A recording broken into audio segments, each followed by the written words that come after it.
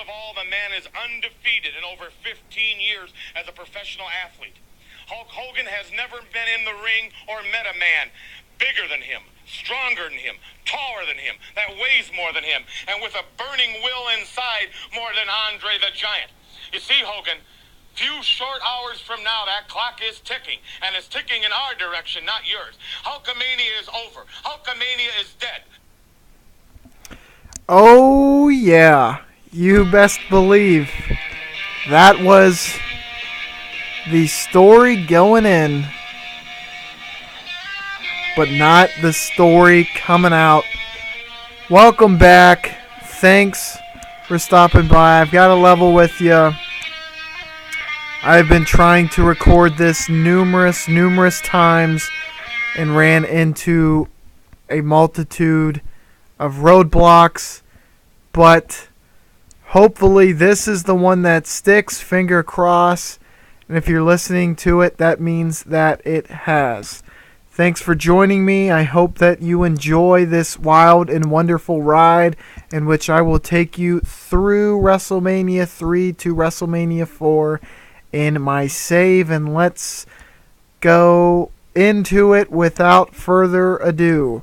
The main stories coming out of this: Hogan is the top star in wrestling, and that's the bottom line because I said so. DiBiase, the number one contender, coming out. Steamboat IC champ. Hanson and Vader win the tag titles, and Adonis wins the IC number one contenders match. And here you can have a look at the rest of the card. However, there's a more in-depth analysis on my YouTube profile in the archives at the end of the WrestleMania 2 to WrestleMania 3 retrospective. Then we're on to the April Supercard, in which Hogan has a misstep right off the bat, showcasing how tough of a competitor DiBiase truly is. Savage gets one of his toughest challenges against the only defeated by Hogan, Andre the Giant, and he is unable to defeat him. Now, after the match, Liz was injured in the brawl that would follow this match, as Andre kind of cheated Savage out of the victory, and he took exception. They brawl, and Liz gets knocked unconscious. Hogan comes to save, kind of leaving him frazzled, unprepared for when DiBiase comes down and starts laying the hands to the head of Hogan and allows him to pick up a win, albeit via DQ. Here we're kind of trying to plant some seeds for major storylines moving forward. Steamboat defends successfully in the first pay-per-view following WrestleMania against Adonis. Roberts defeats Perfect via countout. This is the start of what will become basically a year-long build for Jake Roberts, and you'll see where we're going with that moving forward. But the crux of this feud was Perfect killing Jake Roberts' Snake Damien, leading to a match. Hanson Vader retain. Tito win over Piper, who is kind of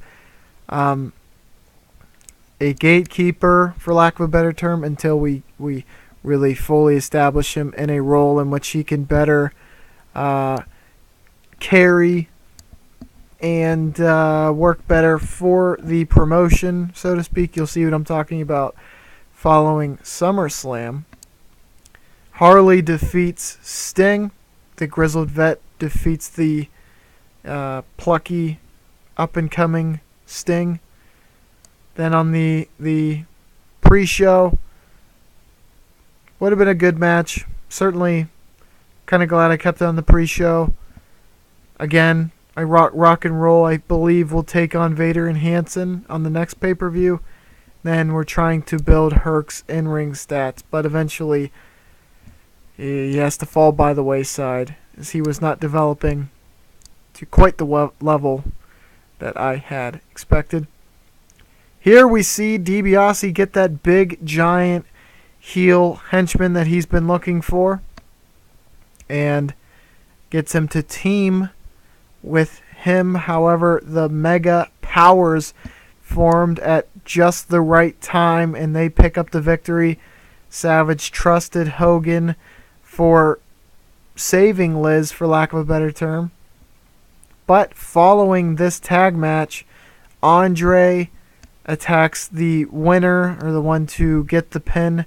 Hulk Hogan and Adonis blindsides Savage following the match. Then in the co-main, Jake gets pushed by Piper, who again is kind of meddling before we fully establish him in the role that we have picked out for him. Steamboat gets a tremendous victory over Harley Race for the title. Perfect gets a win to put him in position to challenge for that IC title, in which he wants more than anything. Vader Hansen retain over Rock and Roll.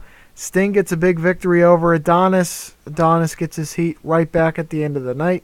And then a technical masterclass with Dynamite and Eaton. Then we go to the May Supercard. Here we have a cage match main event. Definitely not the first time nor the last time we have seen or will see Hogan in a cage match in the main event. This one makes sense, especially though, however, as DiBiase had been alluding to the fact that Andre would become involved. So the cage was basically a last-minute gimmick in which DiBiase could not overcome one-on-one. He was no match for Hogan, but Andre was waiting outside for him, and Savage, who has a bone to pick with Andre and has Hogan's back at the same time, is there for the save. But not... He didn't come in unscathed, certainly. Savage had to go through Adonis in a 1v1 stretcher match prior. Steamboat retains over Perfect. Roberts gets a big win over Orndorff, which will put him in position to get a shot at the title. Hansen and Vader retain over the Bulldogs, and Piper bounces back over Sting, and this will be kind of the start of a feud that we will see between Sting and Piper. And in the opener, Tito over Harley, and that will lead to a title shot for Tito down the line. Moving right along to the June Supercard, we have Hogan, who went against Race, who was able to get number one contendership through TV. And I also could be wrong here. Maybe I'm thinking of a different storyline. But I think a huge factor was that Tito perhaps was injured due to Harley, and there needed to be a replacement. I'm not sure. Tito might... Tito was on the card, so speaking out of line there, my mistake. However, he was able to become the number one contender on TV and got a shot at Hogan in the main event, in which we're trying to really just put him over strong for when we take steps towards telling a story that we want to tell. I'll leave it vague at that.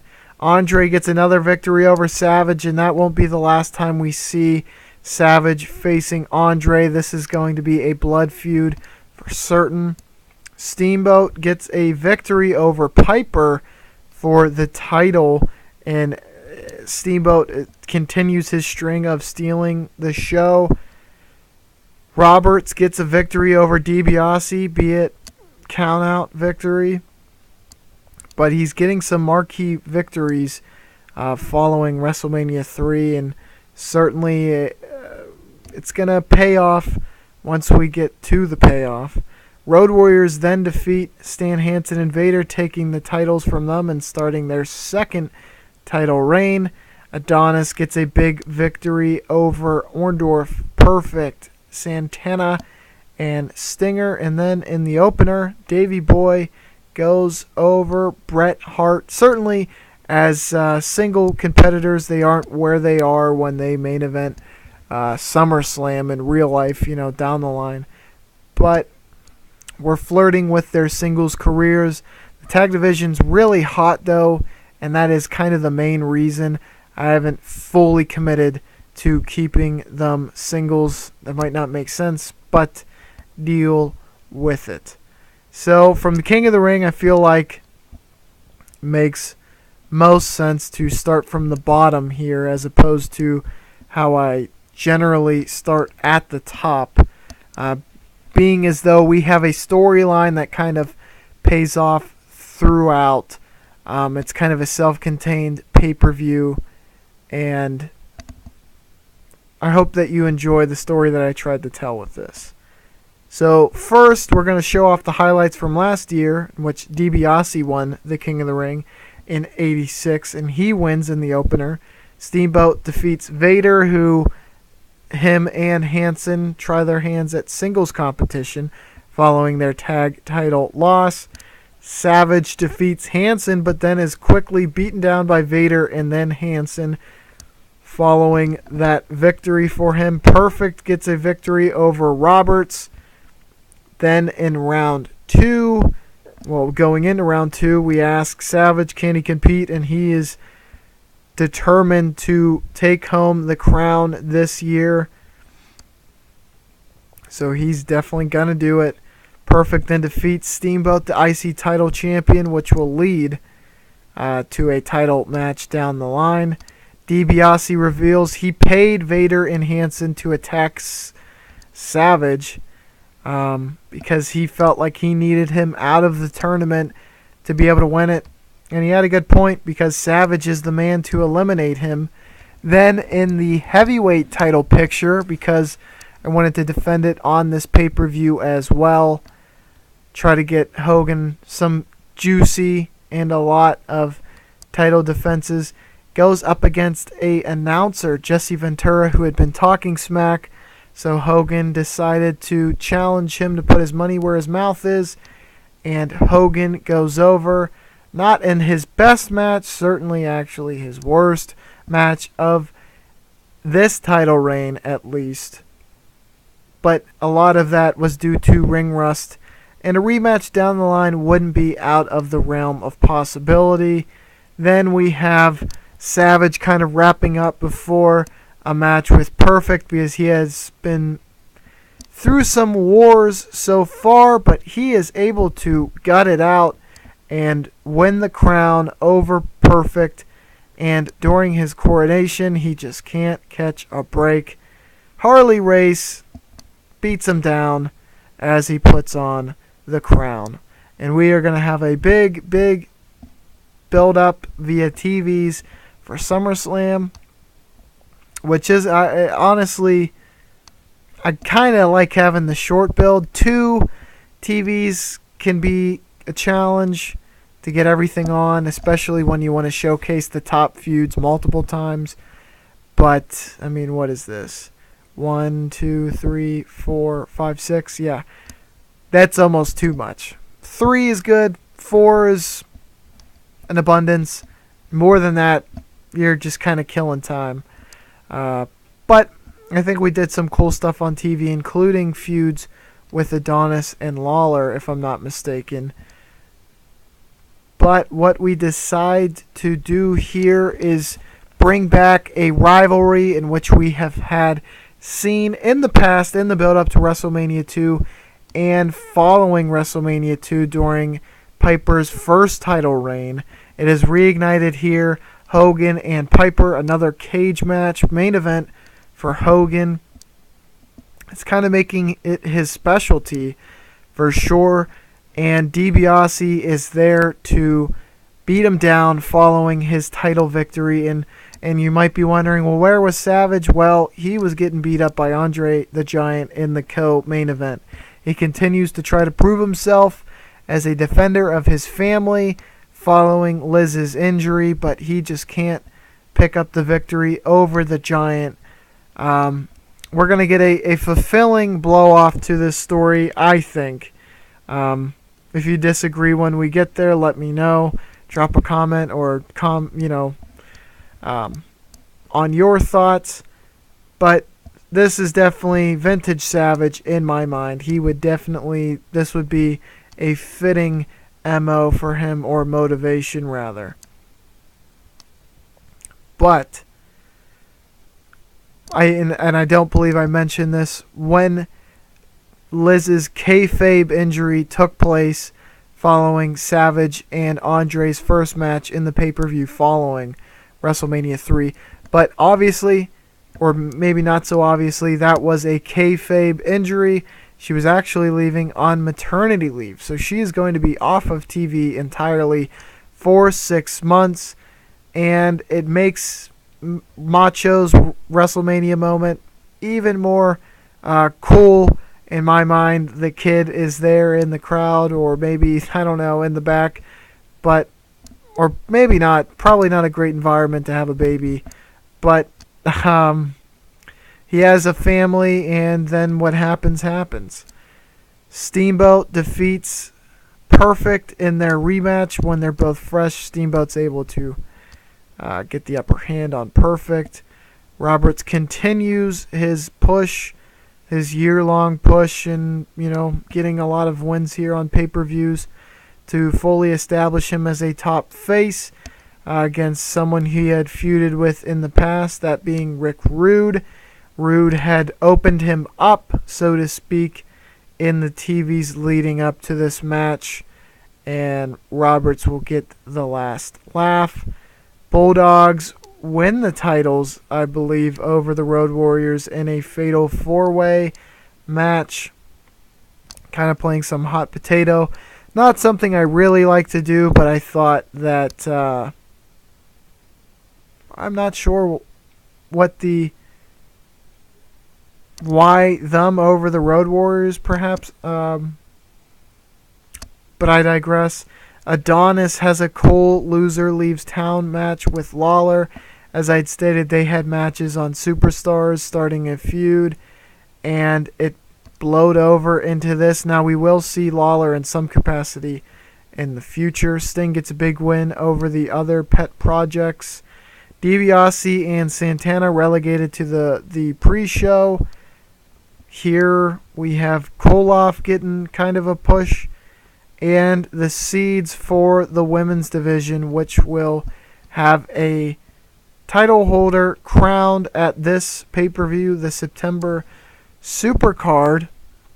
Here we have Hulk seemingly injured going in thanks to the attacks of Andre. In the build-up to this match, he has a hurt ribs. He has to wrap up, but he is still able to overcome the odds and retain his title in a number one contendership match. Again, Savage just can't catch a break. I mean, he did win King of the Ring, but these big matches, he's having trouble. And DiBiase kind of gets some retribution or justification, or can't put my finger on the right word, but vindication by defeating Savage in another high-profile match in which they are both fresh. So, and it definitely would have been via dirty means, and I believe in this match, and it was definitely something I had done in matches prior, the ref was dirty, and it was a quick count. Then we have Piper taking the place that we had set out to have him take. He becomes the IC title champion. Steamboat was doing a terrific job, but I just felt like Piper could use the title to kind of elevate some bigger stars, and while getting himself over at the same time. Sting wins a fatal 4-way match, which will undoubtedly put him in place to become or face Piper. Bulldogs retain over Hanson and Vader. Double DQ draw between Harley and Roberts, which will start a feud for them. Bull becomes the inaugural women's, with the apostrophe after the S, title holder. On the pre-show, Hennig puts on a great match with Junkyard, and the Busters defeat the Road Warriors, which will likely see them challenge for the titles either on TV or here at Saturday night's main event. In October, here we have the Mega Bucks drawing with the Mega Powers, so we're going to get a rematch for that moving forward. Roberts defeats Harley in an alley fight, showcasing the toughness of both competitors. We misspell footage here. That's kind of fun. That's a little Easter egg for all of you viewers. Piper retains over Sting and certainly elevates Sting's match rating to a new all-time high, but I believe we will see Sting challenge for that again. Misawa wins a big fatal four-way match, certainly his biggest win yet over Steamboat Hennig, Bret the Hitman Hart. The Bulldogs defeat the Brainbusters, who became the number one contender on the pay-per-view prior. Demolition win, which set them up to face the Bulldogs in the future, and Bam Bam gets a big win over Rick Rude. Then we go to the Supercard with a short build. Here, the Mega Bucks get a win over the Mega Powers. This is really foreboding. This is that big thundercloud, that rain cloud is right overhead of the fans. I mean, they're right now the fat lady's getting ready to sing. We are really starting to doubt the capabilities of Hogan and Savage, and as to whether they are in over their heads.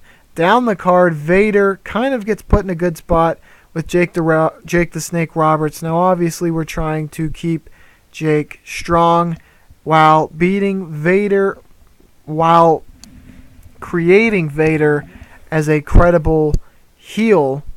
I thought it was kind of a win-win, despite them kissing each other's sisters, so to speak. So go ahead and try to decipher that little riddle for you. It's a little ditty. Then Piper defeats Misawa for the IC belt, trying to elevate Misawa by putting him in high-profile matches. However, right now, Piper is where he needs to be. He needs to be putting over a multitude of young up-and-coming talent, while Misawa needs to continue to kind of get the popularity he needs. Slow build. Harley kind of starts to climb back up the card with a victory over Steamboat, while Steamboat's kind of getting that Piper treatment prior to winning the title. He's elevating some guys who need to get bumped up the card again. Demolition defeat the Bulldogs and start their first title reign, which is big stuff. They're going to hold them for quite a while. Hanson gets a singles victory over Tito, and Sting over another up-and-comer, Dr. Death. Bull has her best women's title match on the pre-show, unfortunately. Then we are at Survivor Series, and boom! DiBiase becomes the WWF champion. We had kind of been hinting towards this in the build prior, but now DiBiase is fully established as one of the top heels, certainly the top heel at this time.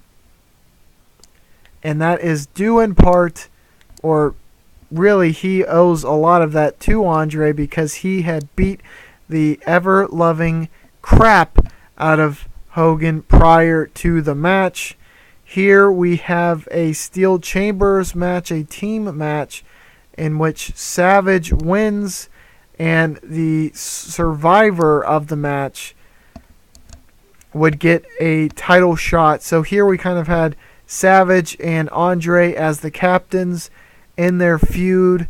Vince kind of thought, well, wouldn't it be a neat idea if I said you have to have a team of 4 as its Survivor Series? Although it would have made more sense if it was a team of 5 striving to survive, but nonetheless, has to be a team of 4, And if you don't survive, whoever does survive on either team will get a title shot at the very next pay-per-view. Savage wins it and should be getting a title shot in the main event of the very next pay-per-view. Piper retains over Wyndham. Certainly we have a lot of the faces already preoccupied with that co-main event, but Wyndham is definitely a guy who has the in-ring talent to kind of be thrown into a match like that. Bulldogs and the Road Warriors defeat Demolition and the Brainbusters, so I certainly calls for title matches for both teams. Then our mid-card and upper mid-card faces defeat the upper mid-card and mid-card heels. And then Lawler answers an open challenge against Adonis to be reinstated in the WWF. And Nakano stays flawless in the WWF and defends successfully her women's title. Then we're on to December. So, as I had stated, Savage would get a title opportunity coming out of Survivor Series. Well, DiBiase didn't want that. He got beat down by Andre, his full-fledged henchman now at this point. It started as Andre wanting to be the champ again, and then he slowly turned to the dark side, followed DiBiase's lead, really, and I think maybe through twisted perception, thought that, well, if he was associated with the champ, that being DiBiase, well then that's almost as good or just as good being the champ. And he figured, well, I can be, I can do the dirty work, or, I can still beat these people up. Nonetheless, DiBiase was able to manipulate him into kind of carrying out the dirty work. This being a prime example as he beats up Savage, leaving him unable to compete. And he tells Tito, I want you to take my spot. And Tito, unfortunately, is unable to take home the title in DiBiase's first title defense. Now, Hogan has a big match here with Harley, in which he is going to elevate himself right back into the main event. Harley thought that, you lost it, Hogan. You're not the infallible immortal anymore. Now you're a man just like us. But Hogan proves him wrong, and you can't see Hogan losing back-to-back. He has to bounce back real quick. Piper has a tremendous match with Misawa. Certainly, this is what we wanted from Piper. This is why we put him in this spot. We wanted him to really elevate some of these guys, these up-and-comers. Demolition retain over those two tags who won the traditional Survivor Series match. Certainly their toughest bout yet. Andre kind of, puts Sting in a marquee match, but he gets over. Obviously, we're trying to keep his name intact, to tell this long story arc through this year that we'll see kind of a finish and then a culmination at the very end.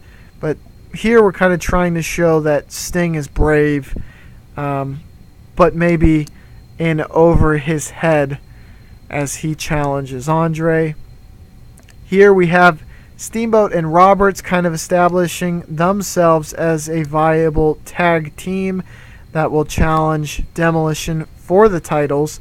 We also flirted with Hennig and Rude. I mean, certainly makes sense to have them as a tag, just as much as Hanson and Vader, who had already been established in the past. And then in the opener, we try our hand at pushing the Ultimate Warrior, but he just isn't quite ready. Perhaps in '88 we will see him come to fruition, but first we have to get through WrestleMania 4. And here we are going to have another tag match. Try to change it up just a bit. Saturday night's main event, in my opinion, is a great spot to have those tag matches, just because they're not really established pay-per-views, so to speak. At least that's my justification for it. So Santana, who had faced DiBiase previously, is getting involved with DiBiase, who instates Piper's help, and Hogan gets in the mix. So here we're kind of just bumping Tito down while keeping him in the mix and just kind of resolving his feud with DiBiase, if that makes sense. So we're pivoting from DiBiase to Piper and then putting Hogan in the mix for the top belt here. So not a bait and switch, but something along those lines. Harley bounces back over Wyndham. Certainly Wyndham is elevating up the card about as high as he can get. And last man standing match, again showcasing the toughness of Harley. Roberts and Steamboat get a victory over Demolition but don't get the titles. Sting gets a big singles victory over Hanson, bouncing back from his loss to Andre. The Bulldogs establish themselves as a credible tag to challenge again for the tag titles by winning a 2 out of 3 falls match against the Hart Foundation, which is one of their arch nemeses, so to speak. Andre continues winning with a win over another youngster in Bam Bam. And Koloff, again, we're trying to get Ultimate Warrior on the main card in some form or fashion, and it's not working out quite as well as I had hoped, but nonetheless he was on the card, only losing to Koloff, and I believe that is a start of a feud for him. Then we're on to the Royal Rumble, and here we have DiBiase defeat Hogan again to retain the titles, and he's stretchered out afterwards. What we had done was Andre interfered for the finish of the match, hitting Hogan and injuring him enough to be stretchered out. Then in the Royal Rumble, Savage is having a heck of a year, and it just keeps on getting better despite the fact that Liz went down. He's having a kid. He wins the King of the Ring. He wins the Royal Rumble and will main event the WrestleMania card. And we'll see if his good fortunes continue. And I think we will certainly come to agreement on how his year turns out. Piper gets a big victory over Santana to retain the IC title. Roberts over Harley, who had a feud going into this, but it's kind of a de-escalation, especially coming out of their last man standing match. Or maybe it was an alley fight. I might be getting that mixed up with Harley's last match with Wyndham. Demolition defeat the Bulldogs, who became the number 1 contenders in their 2 out of 3 falls match with the Hart Foundation. Steamboat over Perfect, and Bull Nakano stays the monster heel in the women's division. Then we are on to No Holds Barred. Dookie. Oh yeah, you're going to smell Dookie because DiBiase retains the title over Roberts. And certainly, if you haven't seen my WrestleMania 4 card, you might have been thinking, well, this was the push that we were setting Roberts up for. It certainly did help to be pushing him fairly strong this entire year, but that was not what we had in the cards for him, unfortunately. But just as we were talking about Savage's big year, he gets a victory over Andre. Certainly the grade wasn't what I had hoped, but Savage gets a win over Andre, finally putting that huge feud to bed, at least for now. Steamboat gets a win over Piper by DQ. However, Piper will retain the IC title. Sting draws with Vader, starting a feud with him. Demolition defeat the Rock and Roll. They retain the tag titles. Harley gets a victory over Tito. Perfect over Magnum, our new signee, and Wyndham. And on the pre-show, Warriors win, and Rude over Misawa. Then we are on the Go Home PPV going into WrestleMania, and here in the main event we have the Mega Powers against the Mega Bucks. Uno mas, por favor. It couldn't have... I mean, there's no better, tag match. Gotta keep that feud going. It's the hot feud. We've seen it time and time again, and here the Mega Powers go over. No, my mistake actually. They draw, kind of putting this feud into limbo. Who has the advantage going into the main event, Savage or DiBiase? They've faced each other so many times, and their record is just about dead even. I don't even know what it is, to be honest. Probably should have looked into it, but nonetheless, I think if you've been watching, you would probably be hard-pressed to be able to say what the record is, because it has been fairly even between the two.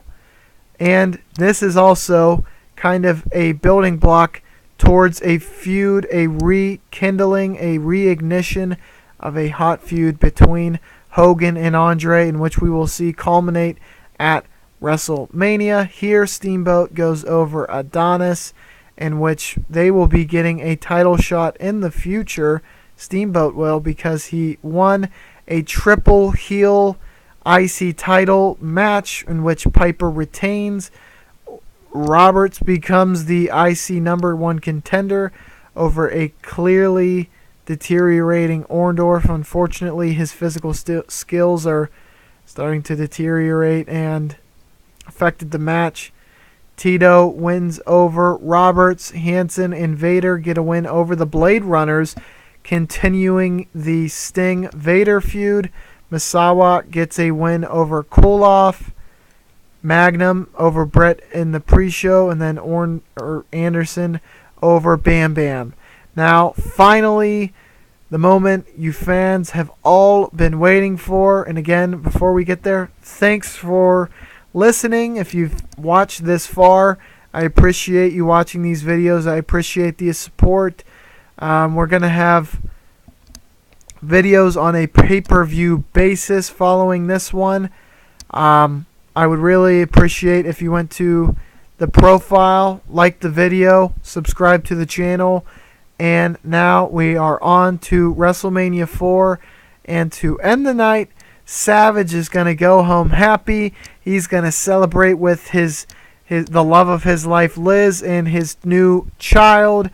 And DiBiase is going to cry into a pile of golden coins like Scrooge McDuck.